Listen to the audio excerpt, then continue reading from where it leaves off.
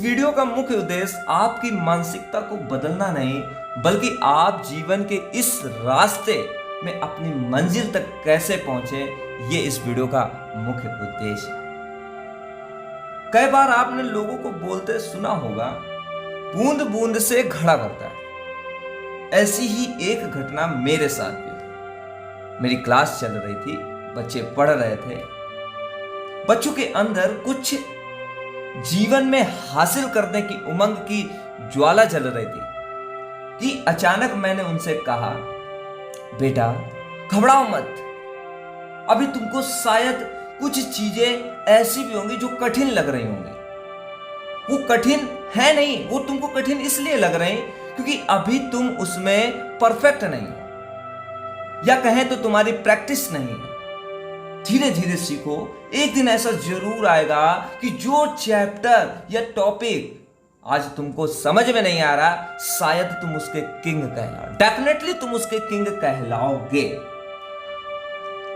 इसी के साथ मैंने कहा कि बेटा बूंद बूंद से घड़ा भरता है, यानी एक घड़े को पूर्ण होने में हर एक छोटी से छोटी बूंद का योगदान होता है। मैंने अपनी वाणी को आवाज देते हुए कहा कि घड़ा तो बहुत छोटी सी बात है, मैं बात करता हूं उस महासागर की, यानी समुद्र की। उस विशाल समुद्र के बनने में भी एक एक बूंद का योगदान है। तभी उनमें से एक बच्चा खड़ा हुआ और वो बोला कि सर मुझे ये बताएं कि इस विशाल महासागर के बनने में छोटी सी बूंद का अस्तित्व मैं नहीं मानता। मैंने कहा देखोगे उस बूंद को?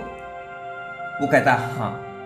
तभी मैंने उससे कहा कि कल्पना करो कि मैं और तुम समुद्र तट पर बैठे हैं और दोनों समुद्र के पानी में गए और तुम उस पानी में हाथ डालकर बाहर निकाले। काल्पनिक तौर पर उसने हाथ को डाला और निकाला। उस बच्चे ने अपनी आंखों से उस बूंद, उस छोटी सी बूंद को जमीन पर गिरते देखा। तभी मैंने उससे कहा कि एक एक बूंद का इस महासागर के बनने में अस्तित्व है। यानी आज हम कमजोर हैं, चीजें कम समझ में आती हैं, इसका मतलब ये नहीं कि हम हार मान लें, बल्कि हम उन छोटी छोटी चीजों को सीख कर एक समुद्र जैसा महासागर, ज्ञान का महासागर तैयार कर लेंगे। चीजें कठिन या सरल नहीं होती, चाहे वो मेरे लिए हो चाहे वो आपके लिए।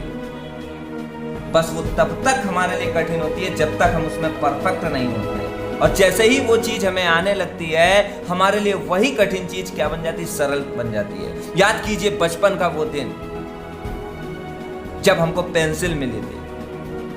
उस पेंसिल से हमसे कितनी सारी गलतियां होती थी। धीरे धीरे हमारी प्रैक्टिस होती गई और वो पेंसिल धीरे धीरे हमारे हाथों से क्या हो गई?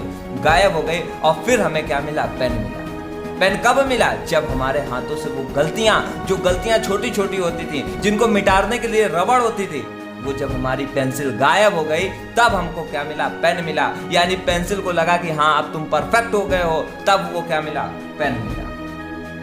तो उठो और समुद्र जैसे महासागर के निर्माण के लिए बूंदों को इकट्ठा करना चालू कर दो, और देखना 100% अपना टाइम आएगा और हर जगह शोर मचाएगा। क्योंकि एक बात याद रखिएगा कि दिन के बाद रात और रात के बाद दिन जरूर आता है। यहां तक आपने देखा, इसके लिए बहुत बहुत धन्यवाद। Thanks for watching.